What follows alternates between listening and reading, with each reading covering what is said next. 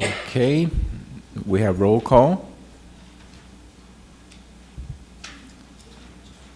Start voting, please. Okay, Ms. Holly? All counselors present, with Counselor Carson previously requesting to be excused, and a quorum has been declared. Thank you very much. Up next, we have the agenda approval. Mayor, I move we approve the agenda as presented, excusing Mr. Carson from the meeting. Okay, we have a motion I second. and a second. Any further discussion? If not, please start voting.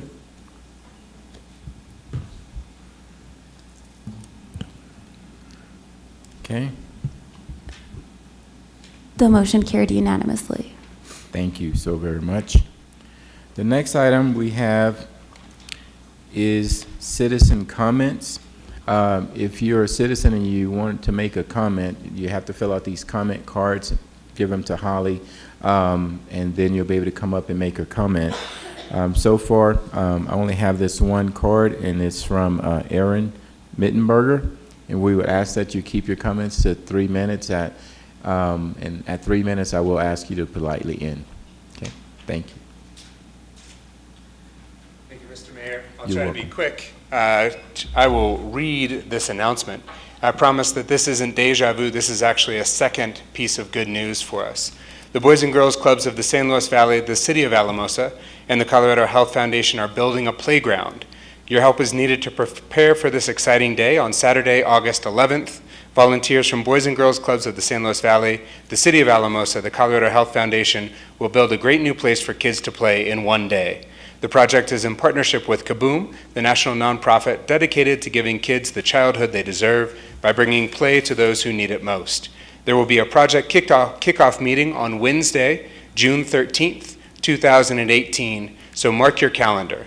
The meeting will be led by the Kaboom project manager and will include a portion for both children and adults. So I'd like to appreciate the City of Alamosa for partnering with us in the Kaboom Park and Friends Park, which is the location of it, and invite you all to come out and spread the word about the community build night, June 13th.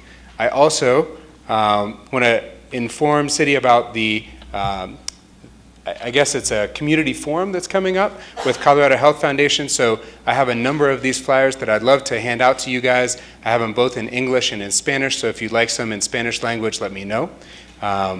We want to discuss the great work that is going on in your community and brainstorm what changes you want to see in the future. This family-friendly event is free and open to the public. Spanish language interpretation will be available on site June 28th from 5:30 to 7 p.m.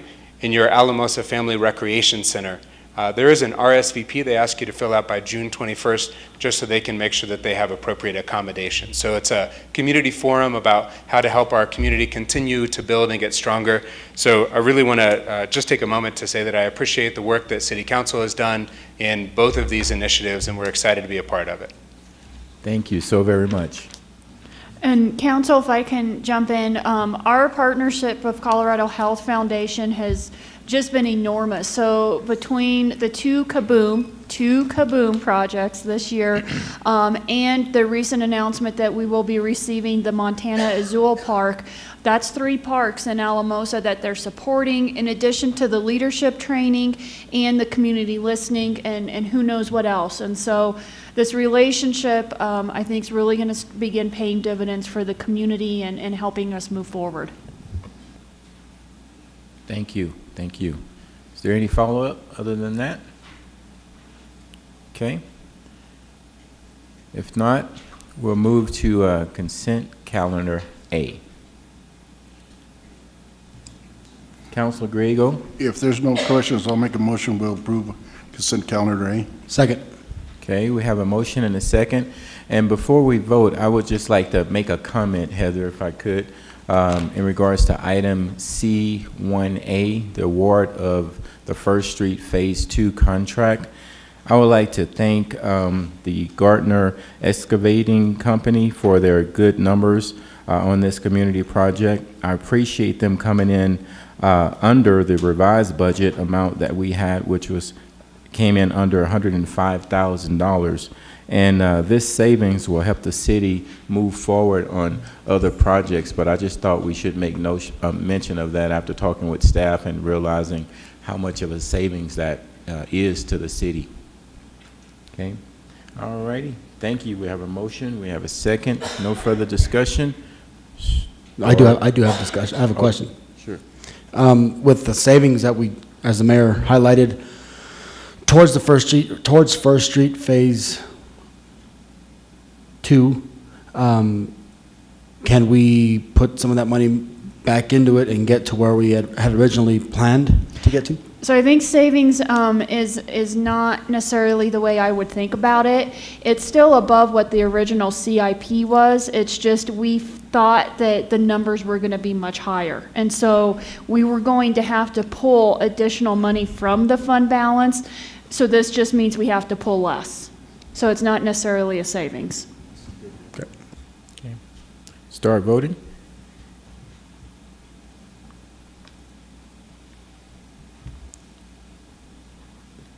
Okay, Ms. Holly?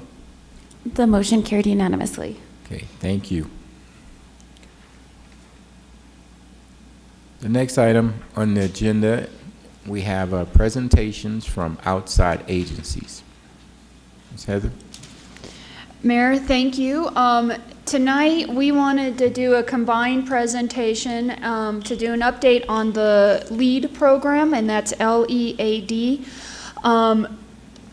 There's multiple reasons why we wanted to do this presentation. The first one is, since we first made the application, staff has learned a lot with our partners, what the program is, what it's not, and so we want to make sure everyone's on the same page. The other is, the more we learn, the more it becomes very clear that we need to make sure the community's aware of it so we can manage expectations, because it's not a silver bullet and it's not an overnight solution. And so part of what we're going to do is start with how we even got here. And we wouldn't be here if it wasn't for the state of Colorado and the Department of Human Services Office of Behavioral Health even offering the grant availability.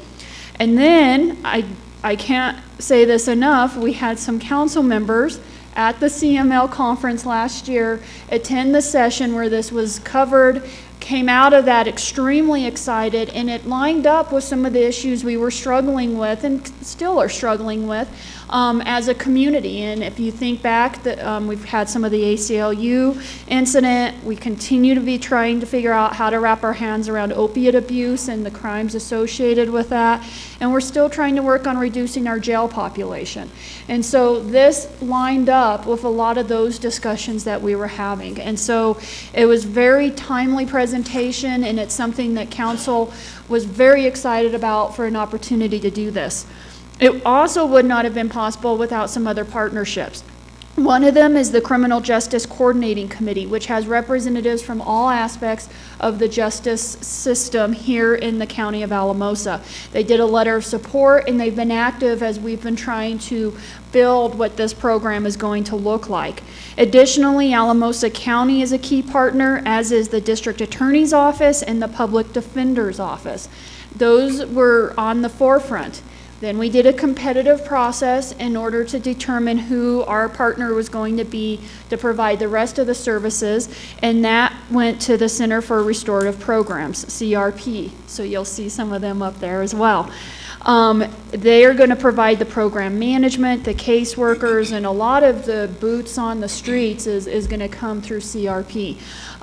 So these are some of the key partners that got us to getting the application written, getting it turned in, getting it very well received from the state, and receiving a grant that will fund for 2 years and 3 months. So that's all we have, is 2 years and 3 months to make sure that we show some of the results from this program. It ends June 30th, 2020, and in total, we were successful in bringing in almost $1.3 million, just shy of 1.3.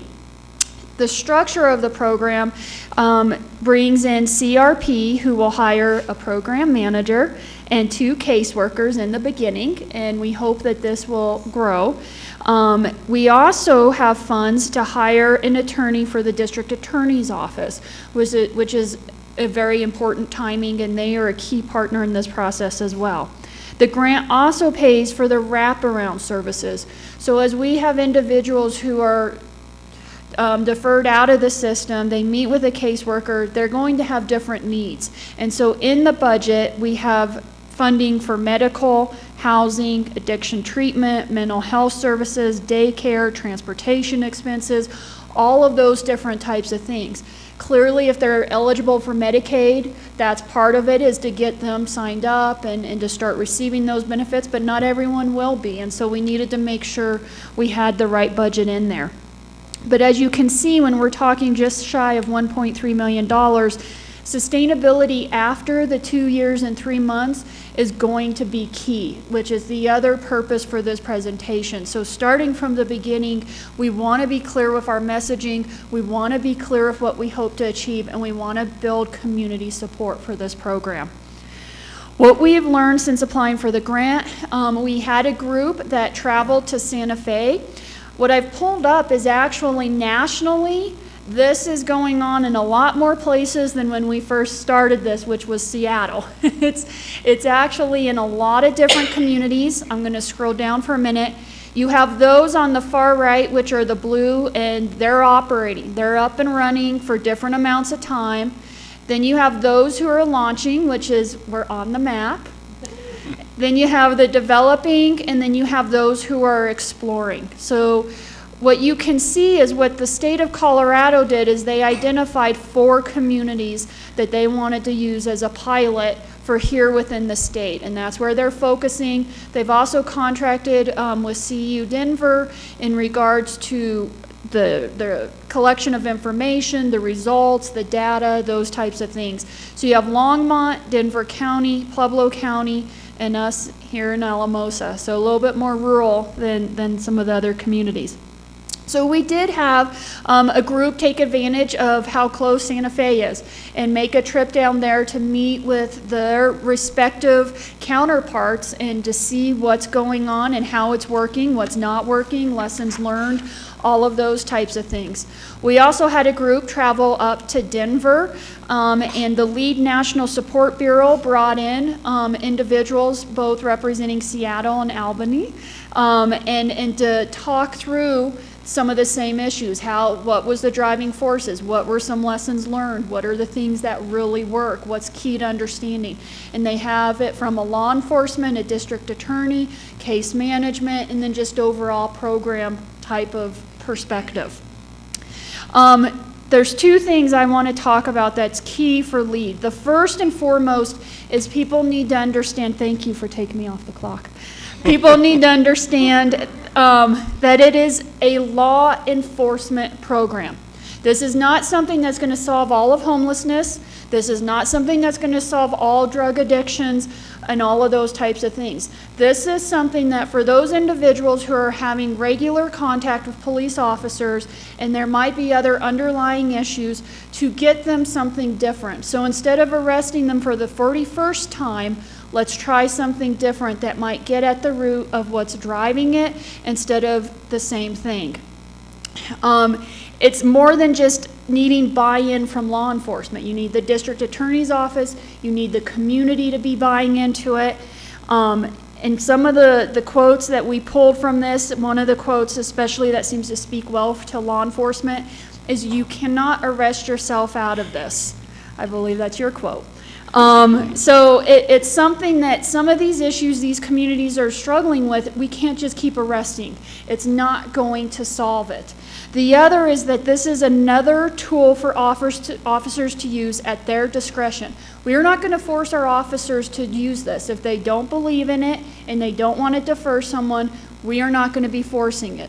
Obviously, we believe in it, we're supportive of it, and we believe that once they see some results, the tide will turn. But it is their discretion, but it gives them another tool. And I think sometimes what officers can struggle with when they're out in the field is they know this individual. They know going to jail is not going to solve it, but at the same time, if they don't do anything, They don't feel as if they're doing their job. So this is to give them another tool in order to feel effective and to try to get at what's going on in our community.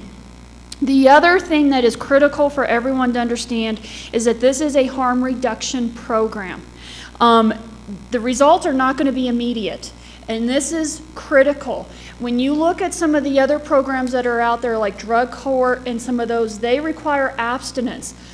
This program does not require that. The harm reduction program essentially meets the client where they're at in their life, wherever they're at, and they walk with them at the pace that they're walking to get them to the end result that we all hope they're going to get to. It can sometimes take a year from the initial contact before a client realizes that they need to get certain paperwork in order to get a job. And then once they can't keep a job because they may have some other issues, they may start addressing some of those other issues. It's not going to automatically jump to, I need to get treatment. And so it is a process. There are some that after the first 2 contacts can make dramatic progress. There's others that it's going to take longer. And so I think that is what is important, because you may still see some of these individuals out there that are in the program that might still offend. And it's going to be the police officers and the district attorneys that will use their discretion based on how that client is engaged with the program, if they're going to issue citations and if those citations are going to be filed. So those professionals will be able to use their discretion for that. They really wanted to make sure that people understood there's a difference on being in the program, so you've been deferred into it, and you're kind of in it for life. There's a few ways to get out, but not very many. Or you're engaged in the program, and there is a difference. And so it's just from an expectation program, it's very, very important to understand that. And that's also why, from a community perspective, it's not just CRP, it's not just the officers, it's not just the DA's office. We really need the whole community to embrace this. We are going to have a lot of partners out there for the wraparound services and everyone else that is going to help us make this a success. And so that is very, very critical. And at this, I want to turn it over to the chief. So Heather's done a good job at explaining to you what the program's about. She's asked me to kind of explain our part of it, law enforcement's part of the program. She indicated that it's officer discretion whether or not we're going to defer these individuals into the program. So the officers will come in contact with an individual. There's actually 2 ways we can refer them into the program. There's a criminal side and there's a social side. So depending on how we come in contact with these individuals, I'll start with the criminal side. We're in contact with them for a legal reason. They've committed a crime. We've identified that they may be a good candidate for the program. We will explain the program to them, see if they're interested in the program. If they seem like they're amendable and they want to participate, we will do a screening or an assessment form on them to make sure that they qualify. There are some disqualifiers. Criminal histories are disqualifiers. There's a whole handful of them. I don't think you want me to go through them all, but if we will run the criminal histories, determine if they have any disqualifiers. If they don't, we'll continue on with that screen. And once we get to the end, they have to agree to certain terms, participate in the program, go through an assessment, an intake assessment through the CRP team, release of some records that will be required for them to receive the services, and agree to meet with CRP team within 2 weeks. There's different programs across the United States. There's different criteria. Some are 72 hours, some are 30 days. We've explored, and I think that we as a team have determined that a 2-week turnaround would be okay in our area for them to come back. So once we've done that assessment and we've determined that they don't have any disqualifiers and they're going to participate, we will notify the screening team, which is standing behind me, other than Chief Cox, and he's the expert from Albany that's in. They will either, we've set up an office, our front conference room, if you're familiar with the police department. We've allowed them to kind of move into that space and use that as a a part-time office for them. So they may be in the building at the time that we're in contact with these individuals, or they may not. If they're in the building, that makes it much easier for us. We can just walk them up front, introduce them, and basically release them to the team at that time. If they're not, there's an on-call number. We will contact the on-call number, and they will respond to the police department and meet with these individuals. So that's pretty much the charges at that point in time will be pending their participation in the intake. If they completely do not respond to the team within the 2 weeks, we will talk with the DA's office and the team and determine whether or not we're going to file those charges. It's not a complete free pass, but if they do participate, like city manager indicated that what harm or what good is it going to do for us to file that 31st charge on this offense if it hasn't continued to work. The goal of the program for us is to keep them out of the criminal justice system and address their needs and help them overcome those challenges that they're having within their lives so they can stop offending and address what's driving them to be offenders. The social side is very similar, but we will maybe come in contact with these individuals for whatever reason. We're constantly dealing with them, but they're not committing crimes. We can talk to them and offer them the program that way as well. The entry into the program has to come through the officers, though. We can't have citizens just walking in saying we want to be part of the program. It has to come through law enforcement. The social side, we will do the same screening to make sure that they don't have any disqualifiers. Talk with them about the program, explain it to them, and once we've gotten to that end point again, same process, we'll refer them over to the screeners in their team, or the case managers in their team, and they will do their assessments. And I think what was interesting was listening to Seattle talk about how the social referral even came about. It didn't exist in the beginning when they created it. And essentially, the program became fairly popular. I mean, people began to realize that this was something that was making a difference. And they had the police officers know them. They may not be in the system right now, but they're regulars. They're usually in the system. And it's a matter of time before probably they're going to reoffend.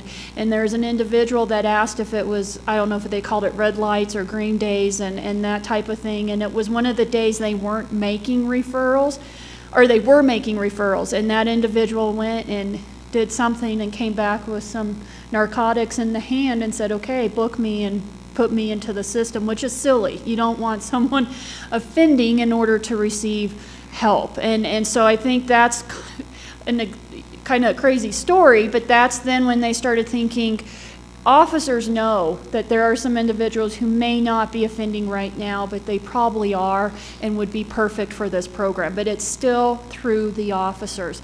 I think the other thing the chief learned, which we were all surprised, we didn't realize how big of a deal this is, but it's important to get out there, is that this is not a snitch program.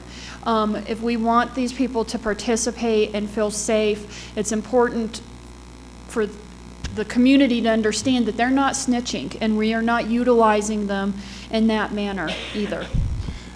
And along with those lines, it's written into our policy, which we've mirrored from the successful programs across the nation, that officers aren't to ask them where they got the drugs or how they got the drugs.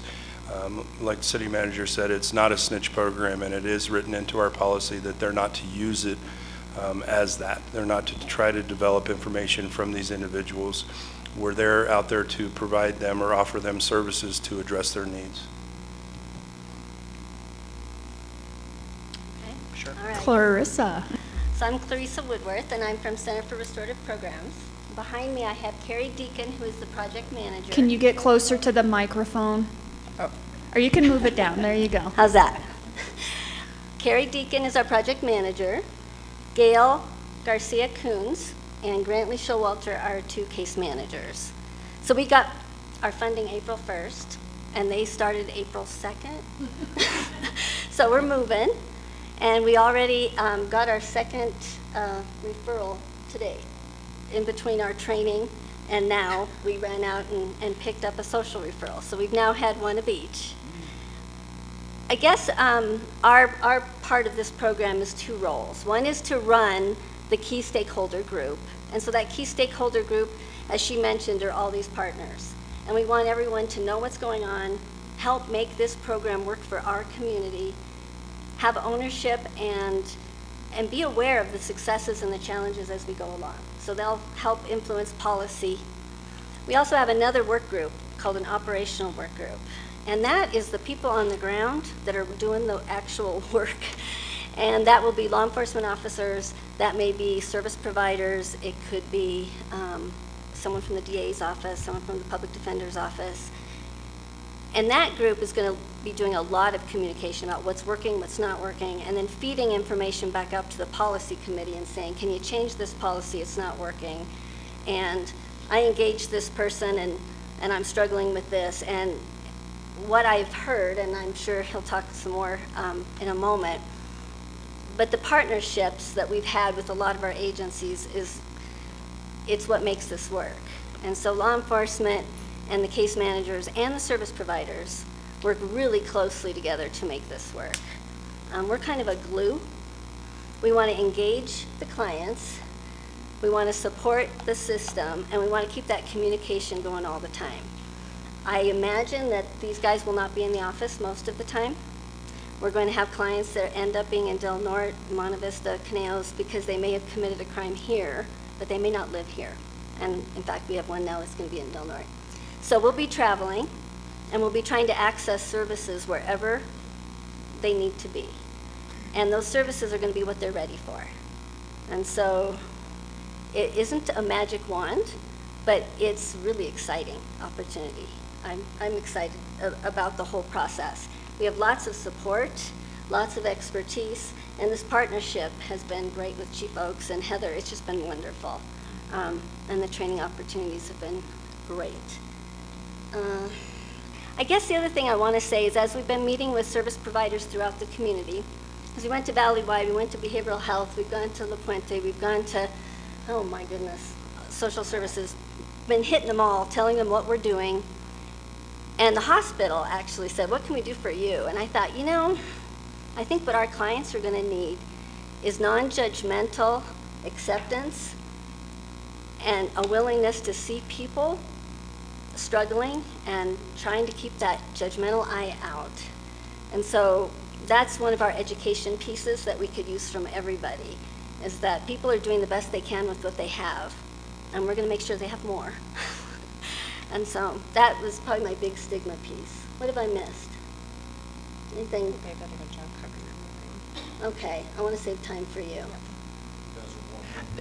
So the only other thing, because I think for them to kind of imagine how this is going to work, if we have a client going through the system and they're engaged, but say they happen to reoffend, at that operational meeting, those caseworkers would be talking to the officers or the DA to say, Johnny's father just passed away and it set him back, but he was doing well before that. And so that helps them know how they want to use their discretion. Or they may say, I've been trying 8 times to get in touch with Johnny. He's not engaged. I have no excuses for why he's not engaging. That helps influence the discretion that the officers and the district attorneys. So though that communication, that trust, that knowing where the boundaries are, all of that is very, very critical in making sure we have the right people and making sure that this works really well. Yeah, and the wraparound process is all about building natural supports, and we will be doing warm handoffs everywhere we go, and we'll be building up, I hope, a support that they don't need us that long, even though, as Heather said, they're part of LEAD. As long they can relapse and come back, and they can disappear and say I'm doing better, and then struggle and come back. Okay, I think I'll pass the torch here. So before Chief Cox starts, the only last point I wanted to make is we are starting in Alamosa County. Clearly some of our offenders aren't all from Alamosa County, but hopefully in 2019 we hope to pull in some of the other agencies in the valley as well. But we want to make sure we're not growing too big too soon since we're building this from the ground up.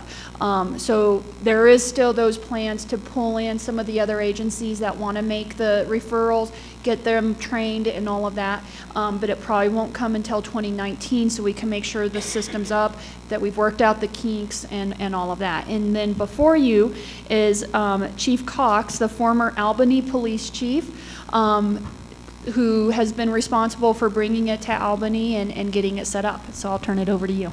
Thank you very much, and I appreciate the invite here tonight. This is a great opportunity to be able to come and work with this team. I'll tell you guys right off the bat, you have an awesome team that's already together. I've been with them throughout the day.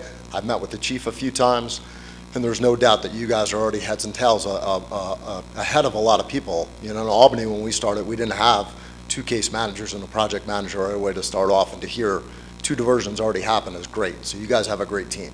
So I know that the further away that you come, the more everybody thinks you're an expert, but we're all learning this together, including myself. I continue to learn, otherwise I probably won't have a reason to come to work.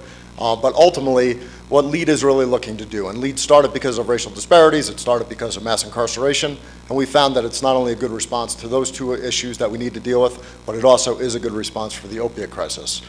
What we're really trying to do is refocus how we look at behavioral health issues. For years, it's been a criminal justice issue. The criminal justice system is simply not set up to deal with these issues. The reason why it falls into the police lap is because of the fact that they're out there 24 hours a day, 365 days a year. They're out there enforcing the laws. We do have some laws on our books that ultimately address some of those behavioral health issues, but the police are many times left out there on their own.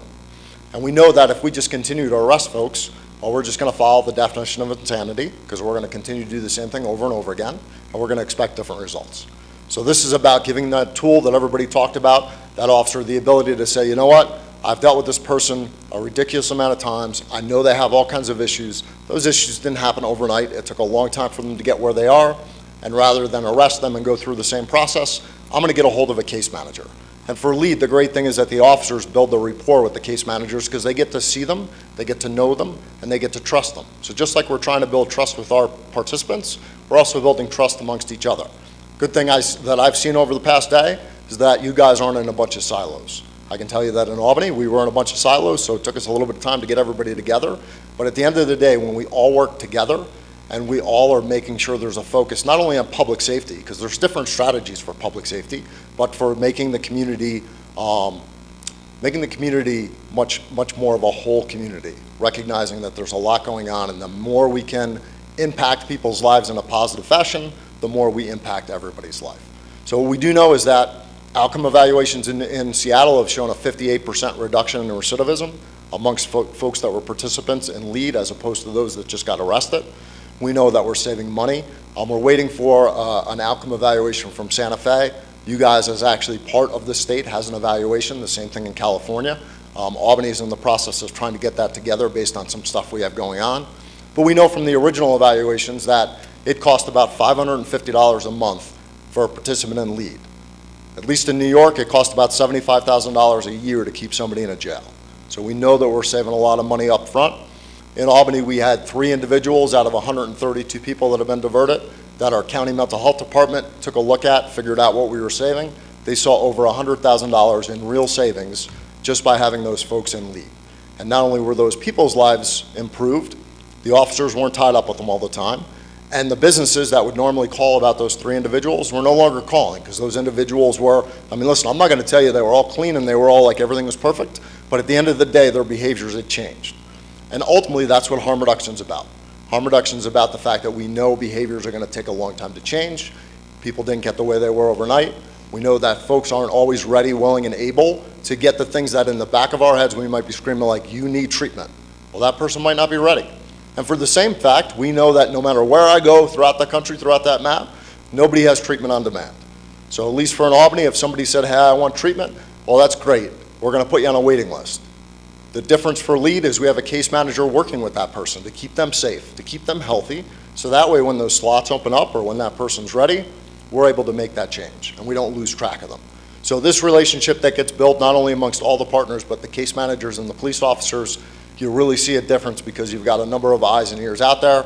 It is low barrier for folks. There's no reason to make it a high barrier.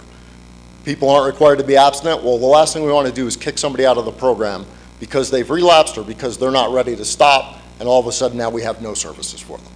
There are other programs that are great. Drug court's very good. There's a lot of people that need drug court. There's a lot of people that fail out of drug court every day. So we want to be there as an opportunity to continue that change.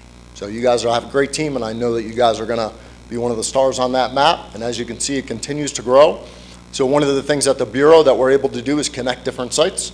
So we do a lot of facilitation with police departments, with case managers, with project directors, and really look to see who we can pair folks up to so we can all learn from each other, because we all do continue to learn every single day. So thank you guys for the invite, and great job with everybody here. And I don't know if we made this clear, Chief Cox was here all day. He was volunteer, well, I don't know if it's volunteer, but through the state program, he is going to these 4 sites and meeting with the police departments, because a lot of times hearing it from another law enforcement officer, it carries more weight, and it's coming from the same perspective. So he spent all day with our guys as well as the sheriff's office, is that correct? And our lead team here as well. So he's been here all day helping us out. Okay, are you all done with the presentation? Because now council would like to ask some questions. Good, okay, all right. Councilor Daniel? Thank you. Well, gosh, I know the 3 women up there very, very well, so I'm very excited to see you guys on the team. I can't even tell you how proud I am of this program, so thank you. To hear how LEAD is going and the kinds of choices that our community will have now, and the ability to put this into people's hands in a very different way, means so much. So thank you. Thank you for joining the CRP team. I know some of you have recently got there. I haven't had a chance to get to know you yet, but if you're working with them, you're going to love it. And I'm very excited about the thing. I am a part of the policy committee, so I have to tell you I am super pumped about being part of those discussions and able to talk to people and really believing in this kind of intervention. I have no doubt that people in our community who continue to commit crimes that really are because of their behavioral health issues or their addiction issues are going to benefit from this program. So I just want to say thank you from the bottom of my heart. And then when everything is done, I think you should remind people about your fundraiser this weekend. So that's the other thing. Thank you, Councilor Daniel. Councilor Vigil? Thank you, Mayor. Ms. Daniel, you said it best. Just a couple questions I might have for Chief Oaks is Alamosa Sheriff's Office helping with this? So the way the grant was written is Alamosa County Sheriff's Office and Alamosa Police Department are the first 2 agencies involved in this program. In 2019, like the city manager indicated, we hope to expand this out to the entire valley. Now, with that being said, and Clarissa said it as well, we realize that we have individuals from all over the valley that come to Alamosa, and we're going to be involved with those individuals. So we will be serving citizens across the entire valley from the get-go. One of the criteria at this point in time, and I believe it's going to stay that way through the program, is that they have to be residents of the San Luis Valley. So hopefully that answers your question. Thank you, Chief. And just a huge thank you to you, Chief, and Heather and Holly and CRP and the district's attorney's office for taking our dream and running with it. And this is just huge. Again, I've said this numerous times over the last year. This is huge for our community. And I like one facet that I really appreciate about this program is that the accountability is still 100% on the offender.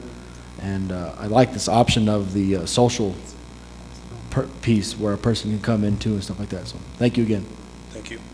Thank you, Councilor Vigil. Councilor Griego? Thank you, Mayor. I wanted to make one comment and then a question.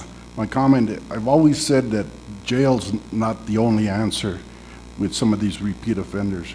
There's got to be another tool out there, and something's wrong with these people that continue to offend and offend. These shoplifters that continue to do it over and over. We've got to help them some other way, and just to throw them in jail constantly over and over, it's not the answer.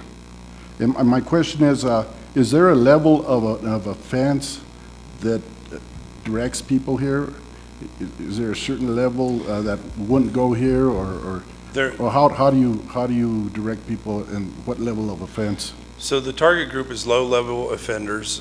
Part of the disqualifiers is they can't commit a violent crime. They can't have a conviction of a violent crime within the last 10 years. So yes, there are levels of offenses that we will consider and not consider depending on our policy and our screening forms that we've developed.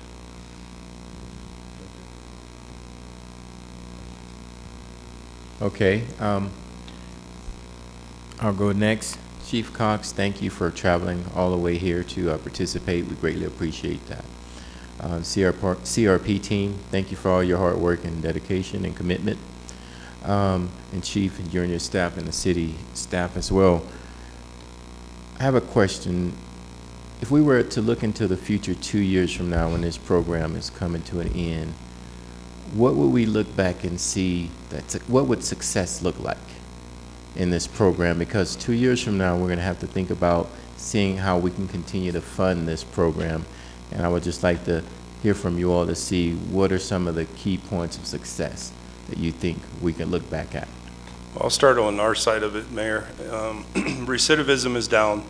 The consistent interactions with certain individuals within our community is reduced, and our time can be reallocated back to community policing and crime prevention rather than responding to certain situations and repeat offenders. Thank you.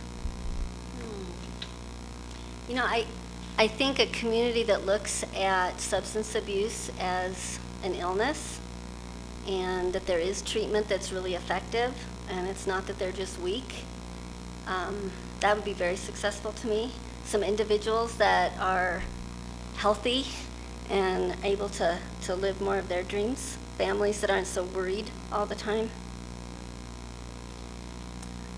And I think restoring hope for people, because I feel like this population can be very hard and very challenging, and it takes a lot of patience and time, and so people tend to lose hope and not feeling like there's anything out there. So I guess that's my hope for this program.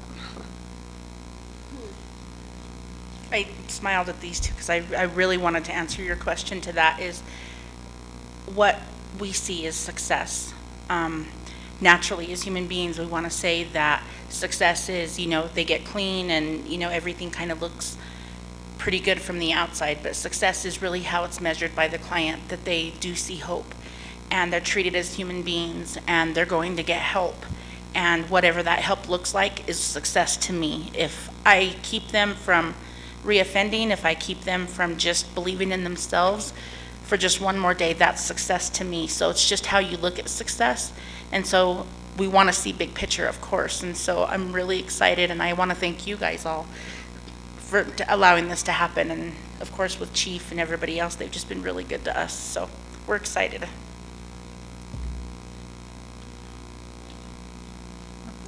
And I just to add, just from a national level, it is very individual to talk about success. We have those overarching goals, but at the end of the day, success is measured by where a person's at and where we're able to bring them. But ultimately, at the end of the day, if we're able to refocus and be more public health minded, there's a lot of good we can not only do for that individual, but the whole community. And I know that when I was the chief in Albany, one of the main reasons I wanted to bring lead is because I wanted to refocus the officers. Because I remember a time in my career where I lost empathy. And I was like, I have enough, I've dealt enough with people, that's it. So this ultimately brings empathy back to officers, because all of a sudden it makes things much more real again. You're not just dealing with the widget, you realize you're dealing with people. Thank you all so very much, and I can tell by your passion that 2 years from now, we shouldn't have a problem with moving forward and continuing this program, hopefully, if everything turns out the way that you all mentioned. Thank you.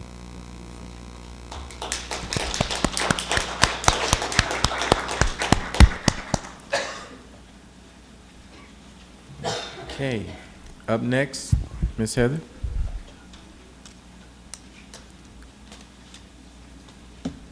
We have the SLV Water Charlie, go ahead. And her name happens to be Heather, so you Yeah, kind of already when introduced I was her. Okay, so I was gonna say, when you said Heather. I'll let Charlie, because I know this is Councilor Griegel's. I happen to sit on the San Luis Valley Water Conservancy Board, and since this board here has been talking about conserving water and the drought system, the drought out there, Heather, our Heather, from the San Luis Valley Water Conservancy Board, along with other conservancy boards, have been out there kind of spreading the word that what problems we have with the water and how we could attack it. And I appreciate Heather coming tonight and giving us a little update and kind of sharing with council what the real problems are out there. So thank you, Heather. Thank you, Thanks for that Councilor Vigo. introduction. So I'm Heather Dutton. I'm the manager of the San Luis Valley Water Conservancy District. And as Councilor Griego mentioned, I'm here tonight just to visit with you about the current situation that we're in with our water supplies and to let you know what we're trying to do from an education standpoint. And then I'd love to have a dialogue on if there are opportunities for us to work together to try to message water conservation and drought measures. So your Heather passed out some handouts that I brought, and the first one is the hydrograph for the basin that looks like this. It's this bell curve, and so I realize that not everybody stares at these all day, and so I'm going to walk through this for those of you that might be a little new to the hydrograph. This graph is put together by the NRCS, which is the Natural Resources Conservation Service. It's a compilation of the SNOTEL sites, and so they use the data that's gathered through both the remote measured SNOTELs and then also through ground measurements. And then that's all put into models to help develop this curve, although we're so late in the system now that this is all real data. There's not much of an estimate here. So the yellow line that's a nice smooth curve, that's the average. Average flows in the Rio Grande, which are measured at the Del Norte gauge, are about 600,000 acre feet a year. This year, we're projected to have 320,000 acre feet.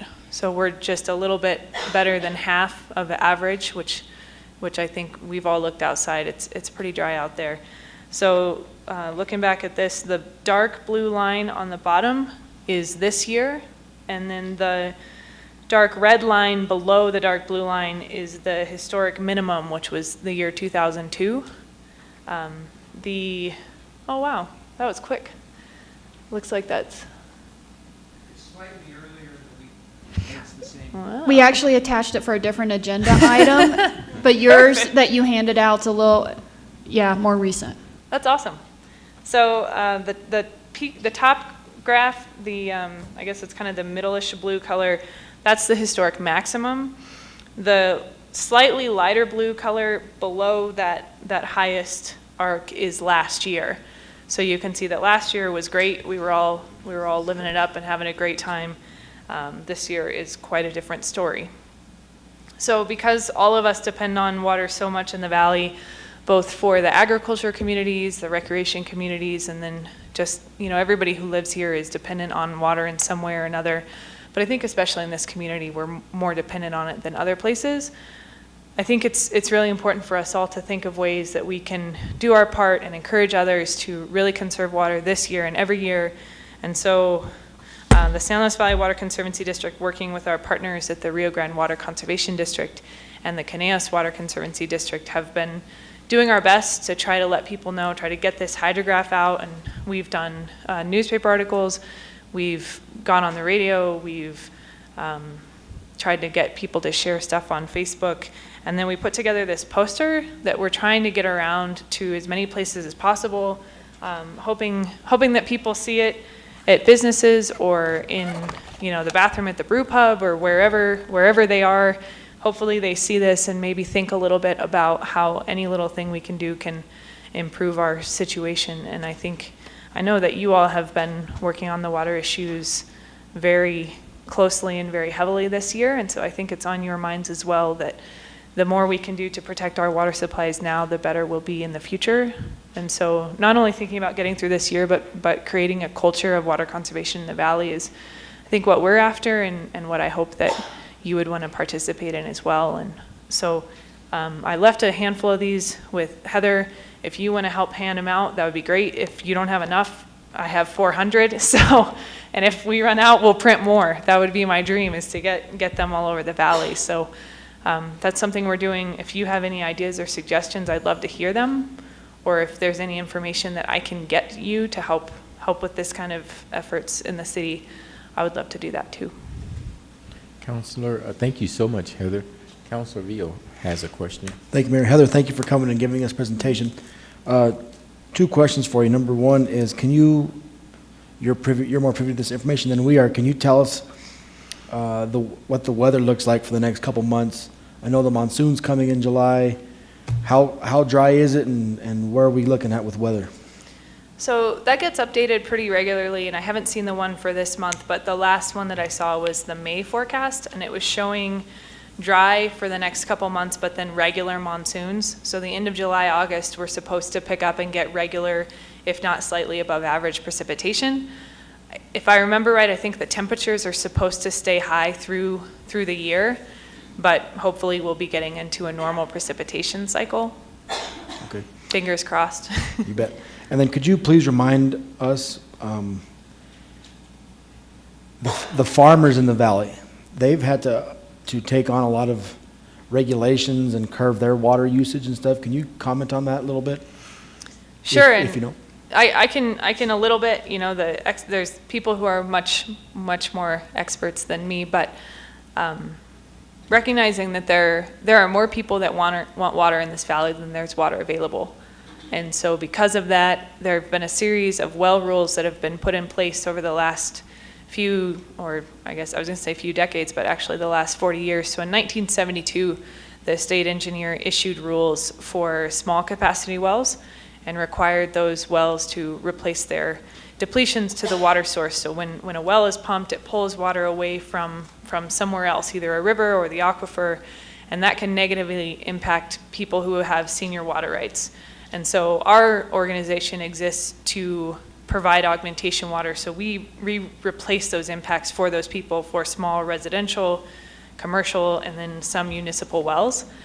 So it's taken quite a long time, but the same set of rules or a similar set of rules has now been issued for the large capacity, the high capacity wells, which are mainly the irrigation wells. There's others, but just for this broad explanation, the high capacity irrigation wells, the rules for those were issued, we should probably look to Ruth, but I think in 2015, maybe even late 2014, the trial for those rules took place earlier this year in January and February, and it wrapped up because there were some folks who opposed the rules. So as soon as they are final, then people, just like those 1972 rules for the small wells, people with those big wells will have to replace their impacts. And so they can do that by joining a subdistrict, by putting together their own augmentation plan, or by shutting off the wells. Those are their three choices. And so many, if not most of the farmers in the valley have come together and joined and formed subdistricts, where as a group they are addressing their impacts. And so they figured out ways to tax themselves to incentivize conservation, and they have worked with the state of Colorado to develop a model, and the model gives estimates of the impacts to the streams and to the aquifer. And so the folks in the subdistricts will be working to replace those impacts through the subdistricts. I hope I didn't get too jargony there. Okay. Thank you. Councilor Griego. One comment I'd like to make is our Heather is put together a water smudge group that are looking at our parks, looking at different ways how we can conserve this. We have to show, the city has to show by example, so everybody else can reciprocate the same way. So we are, and this council is really adamant, how can we conserve water, and I appreciate everybody out there looking at this and taking this as a good example of how we can continue to conserve water, not only this bad year, but in years and years to come. So. And Councilor Grego, just to expand a little bit on that. So the first step they did was to take a look at city-owned property, but the task for the group is actually then to start doing education, maybe trying to think of incentives for private property owners to start looking more at conservation and some of that. And so Heather and I have had some preliminary discussions in regards to if she might be available to participate with that group. So we've added her to the email list as well. And another item that we had been talking about is sending a group up for a training from a conservation perspective and planning. And so we just turned that application in on Friday, and Heather was out of the office and without checking her calendar tentatively agreed to maybe be a part of that group as well. Okay, you're welcome. Okay, and Heather, I just have a question for you, if you don't mind. Thank you for the information. Could you share with us a few simple talking points that we can share to community members on ways that they can conserve water in the community? Do you have any off the top of your head? I think the largest use of water in residential settings is definitely landscaping. And I think that something that it's not necessarily popular, but something to really think about is that we do live in a high mountain desert. And so our obsession with grass, with Kentucky bluegrass, wanting to see nice blue-green grass is not, it doesn't really fit this environment. And so if people would be willing to think about native plants or lower water consuming plants, then I think that would have the biggest impact in town. You know, our farmers can be thinking about ways to improve their irrigation systems if they haven't already. Most of them, we have some of the most advanced irrigation systems in the world, and so it's a lot to ask people to continually improve things, but that's out there too.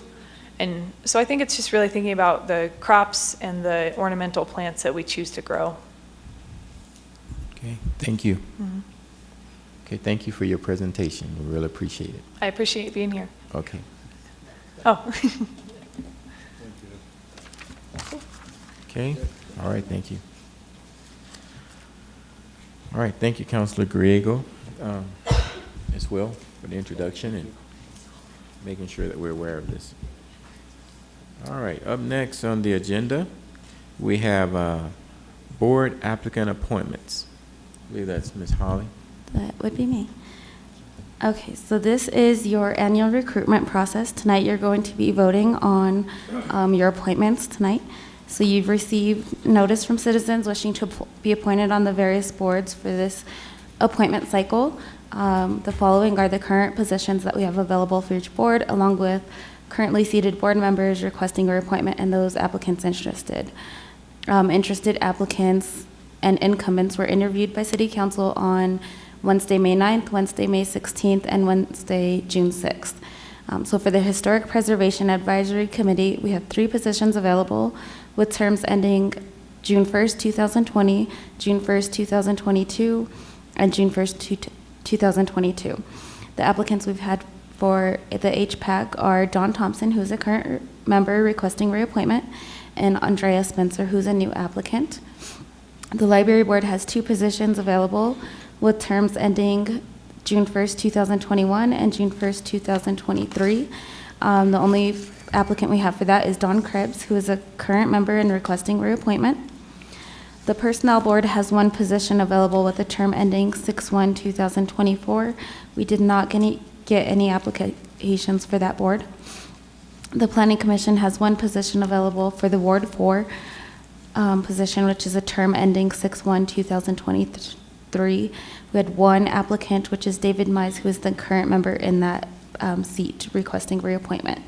And for Planning Commission, it has to be somebody who resides in the ward to be appointed into that position. The Rec Board, we have 3 positions available with terms all ending June 1st, 2021. The applicants are Mark Pittman, who is a current member requesting reappointment, and 4 new applicants, Martine Diaz, Elizabeth Sumner, Brian Pucciarella, and Rusty Johnson. The Tree Board has 1 position available with terms ending 6/1/2022. Carl Scarlett was a current member requesting reappointment. However, as of yesterday, he has stepped down, and so now you only have the 1 new applicant, Megan Dudley. So tonight you have to vote on each board. So I have ballots printed out for you, and I think we'll just start with the ballots by each board. So I'll start with the Library Board, pass those out, and then you guys can vote them and give them back, and I'll tally the votes, and then that's how you guys will make your appointments. That's it, right? Oh, sure.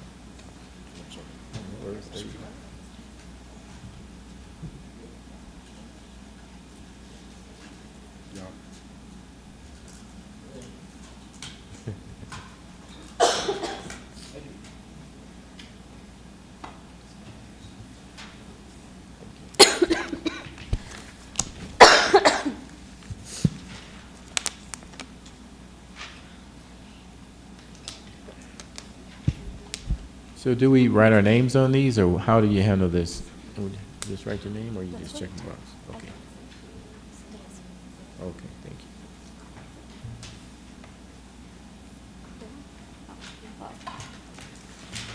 Let me just put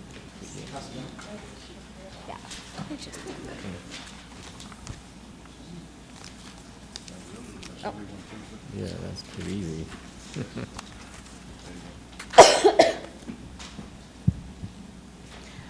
Okay, so I'll tell you those votes, and I'm going to give you the ballot for Planning Commission next.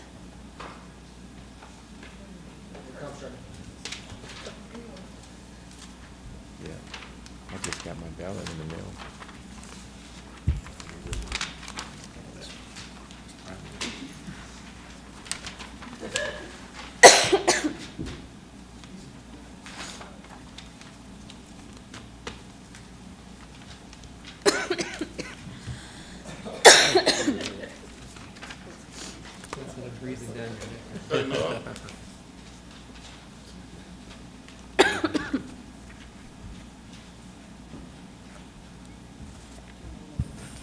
Okay, your next ballot's going to be for the tree board.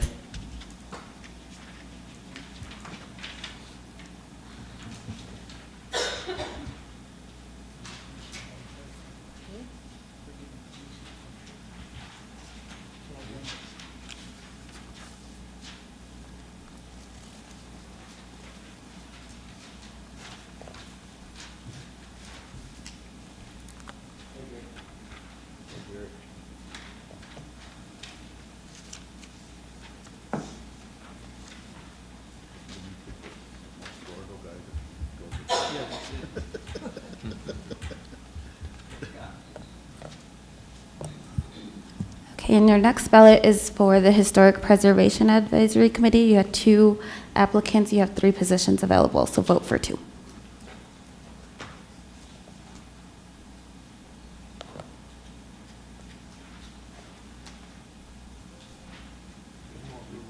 Good, thank you. I was going. I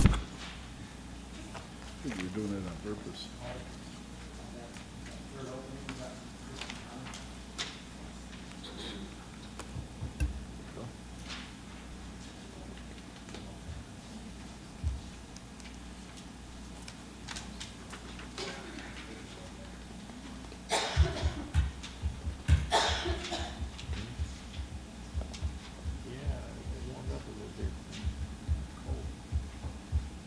Okay, I'm going to pass this out. Okay, this last ballot is for the Recreation Advisory Board. You have 5 applicants, so vote for 3. Yeah, vote for 3. Should I do 1, 2, 3? Just write 1, 2, and 3. That way I can count the votes.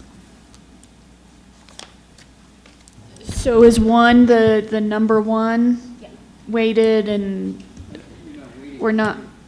Okay. I just want like 1, 2, and 3. Okay. So do you need the So numbers I- or just 3 X's? Just either one. They're not weighted, so just 3 X's?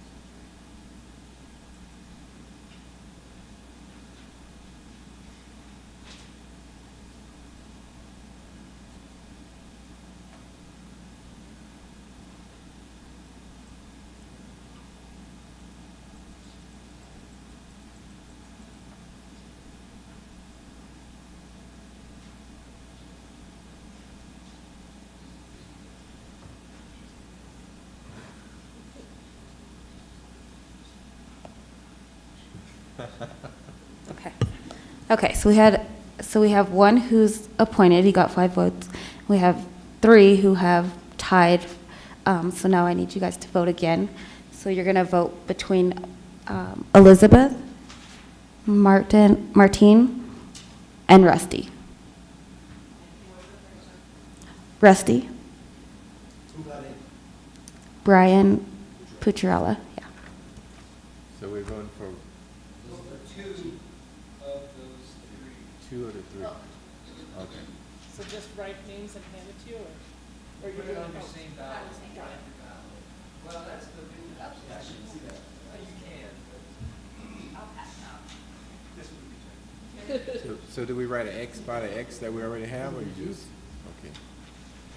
Oh, again, How about you write a C by this second? Well, are we all gonna just vote the same way again, unless you decide something different? You're only voting for 2 out of 3.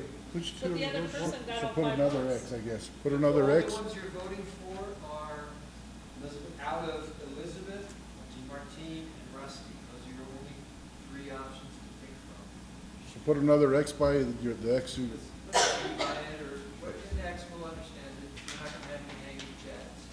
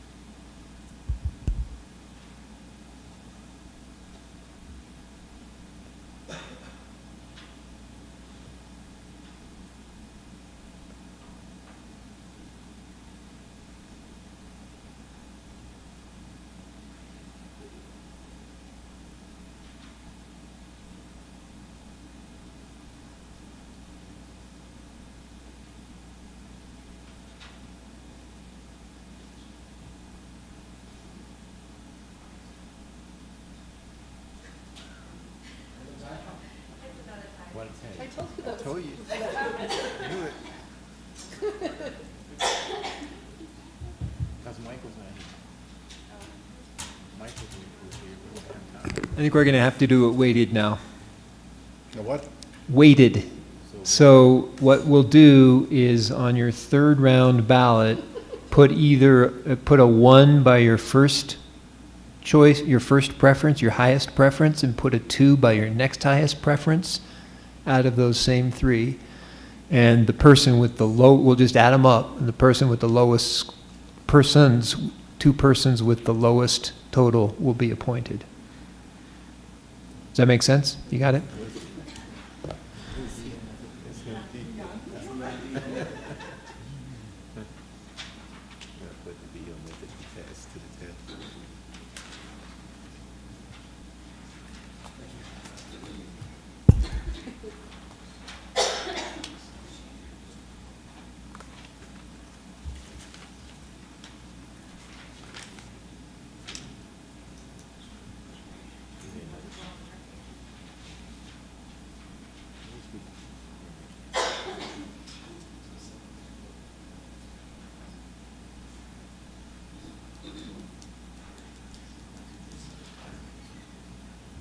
Is this for one position? Still, how can we have ties again with just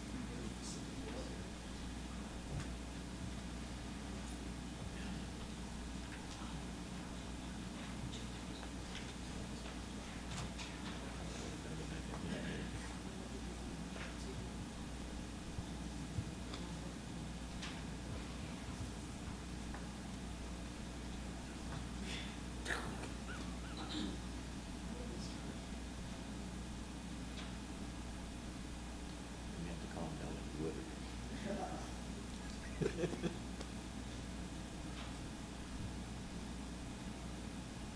Voting machine. Yep.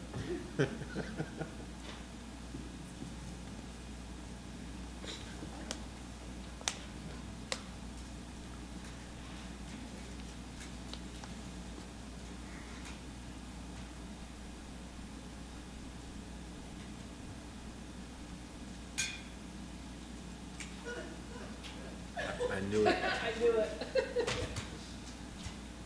Why don't we just postpone it till we get Carson here? You have one more person appointed, and who got the lowest vote total out of that, Who's that? and that's Martine. And then you have a tie between the other two.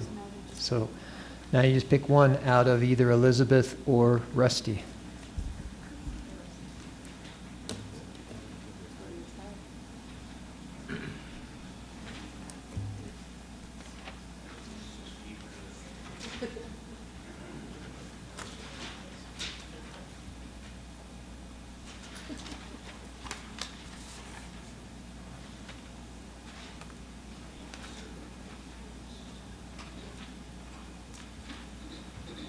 Oh, hold on. Were we supposed to just pick one and not put a number by? All right. All right.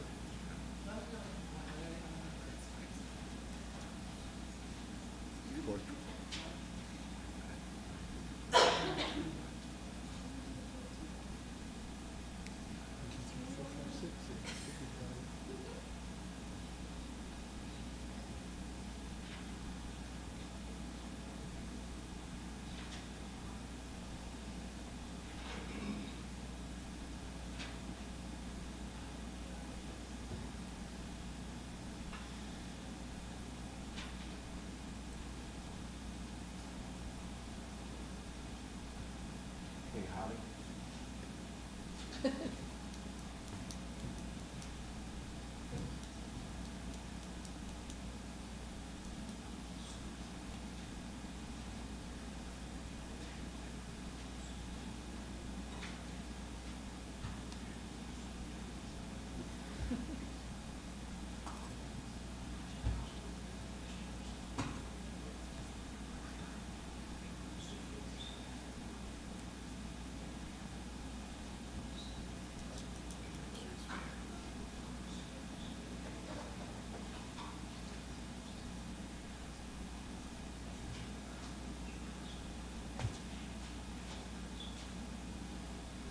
Okay, so that one got us our 3 people.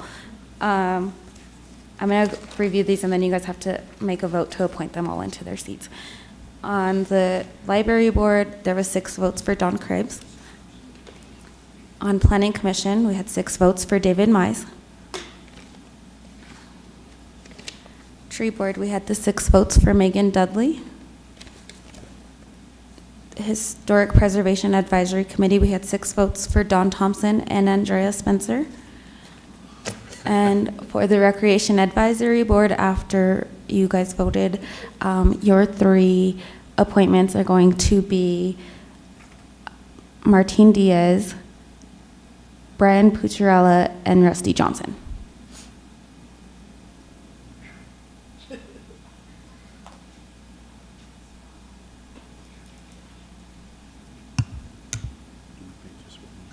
Okay, so do we make a motion to approve those? Is that what you need? Yes. Individually or all together? We can do it all together, right? We can do it all together. Okay. Council Beal? Mayor, I move that we approve Don Thompson, Andrea Spencer, Don Krebs, David Mize, Martine Diaz, Brian Pucciarella, Rusty Johnson, and Megan Dudley to their boards. Thank you, sir. We have a motion. Second. And a second. Any further discussion? Okay, start voting, please.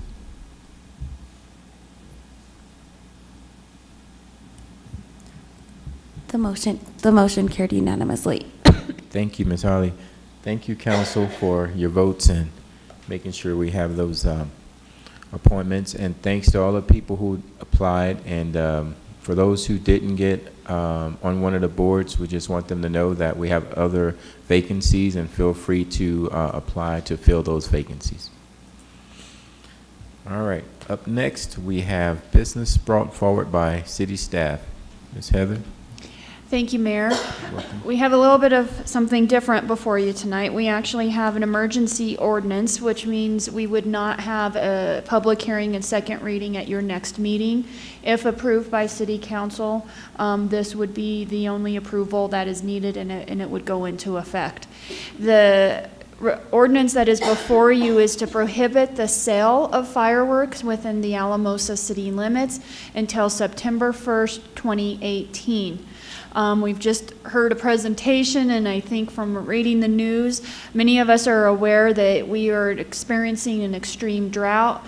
The city attorney has put up the drought monitor map to indicate what we are looking at. Our snowpack has been dramatically below normal and peak. And so we're just looking at an extremely drought condition that we find ourselves. Last week, or June 4th, the Alamosa Fire Chief did issue a ban on the use of fireworks, but the chief does not have the authority to prohibit the sale of fireworks, which is why we are bringing the ordinance to you tonight. We are also bringing it to you in an emergency format because in order for stores to know whether or not to bring in the stock and the inventory, we need to move quickly because we are in June already. The police chief has indicated that while you can ban the use of fireworks, if we continue to sell them, we will probably have a higher incident of our officers needing to do citations because of illegal people shooting off fireworks. We understand there's still a chance they may go and buy fireworks somewhere else and bring them back, but we feel if they're not able to buy locally, we're not promoting it, that there is a chance to reduce the occurrence of setting off the fireworks.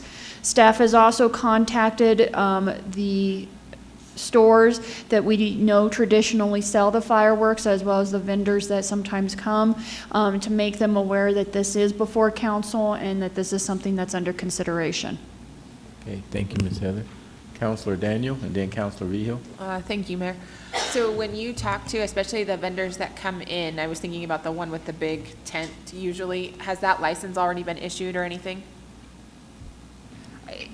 I don't know, I don't think the license has been issued, but we did call him and they would not be able to come in and sell. Judy says no, thank you. Thanks. Councilor Vihil.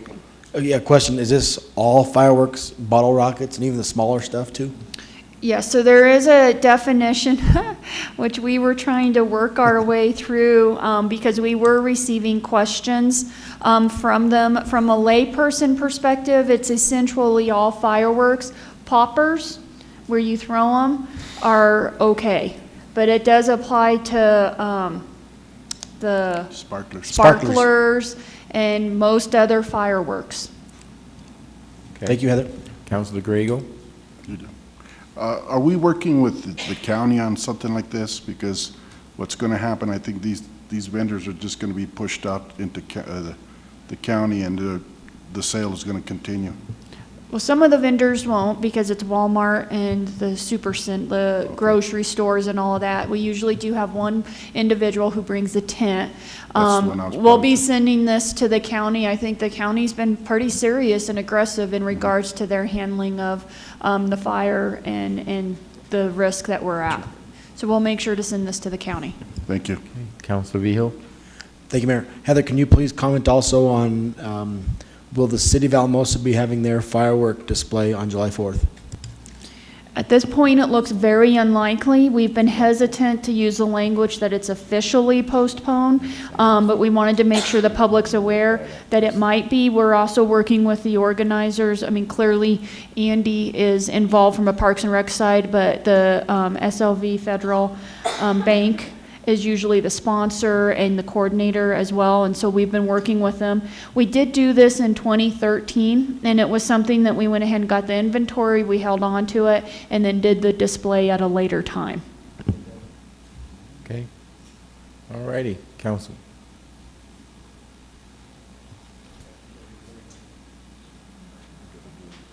Oh, we're opening it up. Yes, we do a public hearing. I'm sorry, Council, I didn't make that clear. Okay, at this time, we would open it up for a public hearing. If anyone has anything that they would like to say for or against this, please come up to the podium. Okay. At this time, we're going to close the public hearing. Bring it back to council. Mayor, I move that we approve emergency ordinance number 19-2018.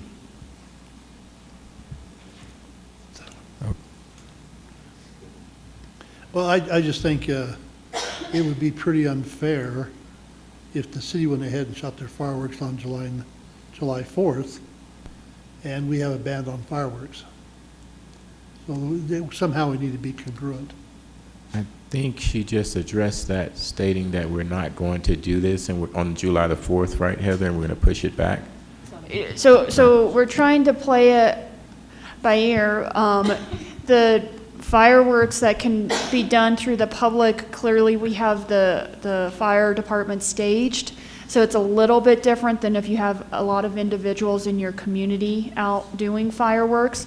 But if there's any risk, the chief is going to have that display be postponed. Okay. But how does it appear to the public if we go ahead and shoot off fireworks on July 4th and we have a ban on sale of fireworks? That would be something for the council to discuss. Hold on 1 second. Councilor Rego, what are you going to say? Because we haven't opened it up for discussion yet. We Right, haven't motion, did so- you get a second though? Yeah. Did we? I don't think we you have, didn't. that's why I was asking. Oh, okay, that's what I was I'm gonna gonna make ask. that second. Okay, good. So Now, now you can have your now I'll discussion. open it up for discussion. Point of Right. order. So then I would like to address Mr. Broyles, if it's okay. Thank you. I think it's actually responsible for the city to have have the firework display show. If chief thinks it's not safe, then I would agree with his expertise and move it. However, I think if we can get one firework display in one central area where it's controlled and we can take care if there's any fires or anything like that, I think that's a responsible thing to do. But I could see what you're saying, what maybe some folks might be upset about it too. But if we have, jeepers, if you drive around on July 4th, all over town, people are lighting their fireworks in the middle of the street. There's more, what do you say, there's more chances of little fires going on all over town instead of in one central area where we can control it. Okay. Councilor Griego? I agree with you, Councilor Vigil. At least we're showing something, we're showing that fireworks display instead of banning the whole thing, instead of allowing everybody to do their own thing. So if we continue and do the deal out there at the rodeo, at least people can enjoy fireworks without having to display them themselves at home. So I agree. Okay. All right, council, we have a motion, we have a second. Is there any further discussion other than that? Nope. Okay, let's start voting, please.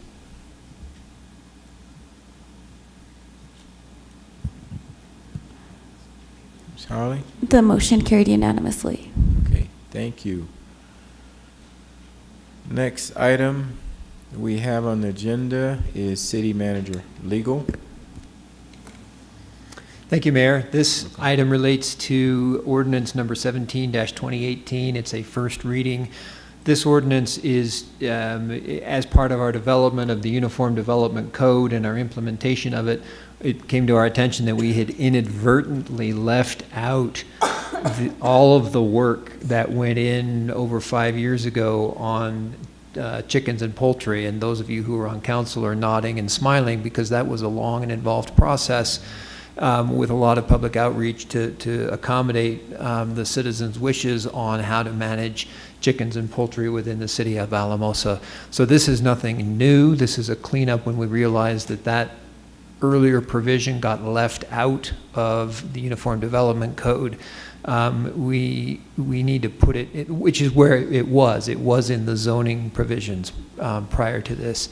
So it needs to be put back in. A more natural place to put it back in is not in the zoning provisions of the Uniform Development Code, but rather in section 3-5, which deals with animals. And so this ordinance proposes to recognize the earlier work that was done to allow rabbits and poultry in the areas where they were allowed before, which was in residential areas, and also additionally to allow them in the new areas, the new zoning that was established with the UDC, which is established residential neighborhoods and campus zones. So this allows 8 animals in residential zones, just like it did before. And in the campus zones, it's an unlimited number of animals. The presumption there being that the campus zones are designed as a larger community where the owner in that campus zone manages for an overall feel, rather than having a bunch of different little owners like you do in residential neighborhoods. So that's the structure of this ordinance. Thank you, Eric. Okay, we have a cleanup item. Council? Yes, Council Grego. If there's no further questions, I'll make the motion that we pass on first reading ordinance number 17 and set it for a public hearing on June the, 27th at 7 o'clock or soon thereafter. We have a motion. I'll second. We have a motion and a second. Thank you. Any further discussion? Not. Start voting, please.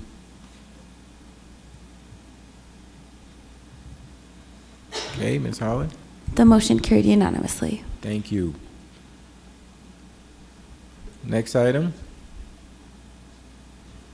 Is that for you, Heather, or Eric? Yes, thank you, Mayor. You're welcome. This is a public hearing, second reading for ordinance number 16, 2018, amending 20-26, prohibiting the wasting of water. As council's aware, when we have been taking a look at water, council passed a resolution at your last meeting doing a voluntary water restrictions. That information was put out in the bills today, and so that information will be going out to residents. But in addition to that, as we were preparing for that resolution, it came to staff's attention that our ordinances said you should not waste water, but it did not define that. And so there was information in the Denver information that staff pulled that provide definition of what constitutes the wasting of water, and essentially what constitutes as wasting of water is routine watering of turf more than 3 days per week, except for, and it has some exceptions. It's also wasting is watering with spray irrigation between the hours of 10 a.m. and 6 p.m. during the period of May 1st to October 1st, watering landscaped areas during rain or high wind, applying water intended for irrigation to an impervious surface such as street, parking lot, alley, sidewalk, etc., using water instead of a broom to mop or clean outdoor surfaces, allowing water to pool or flow across the ground into any drainage way such as gutters, streets, alleys, or storm drains, failing to repair for a period of more than 10 business days after notice, leaking or damaged irrigation components, service lines, or other plumbing fixtures, and then washing vehicles with a hose that lacks an automatic shut-off valve. Okay. Thank you, Heather. Yes, at this time we'll open it up for the public hearing.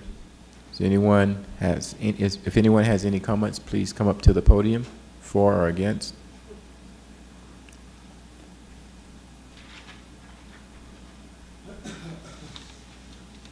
Thank you. My name's Ruthie Brown.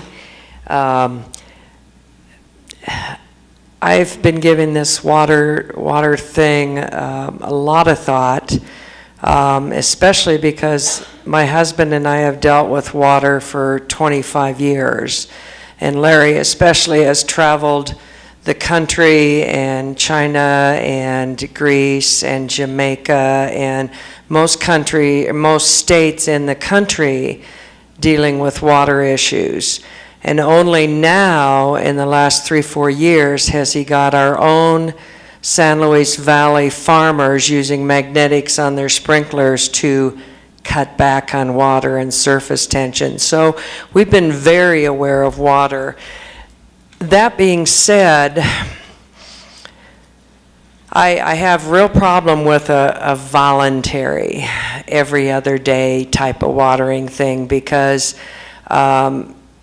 first of all, many people don't have a sprinkler system. They don't have timers that they can set for Monday, Wednesday, and Friday. Maybe they're out of town on Monday, so they let their lawn go from Friday to the following Wednesday, or if they get back on Monday, can they water Tuesday? There's so many gray areas there.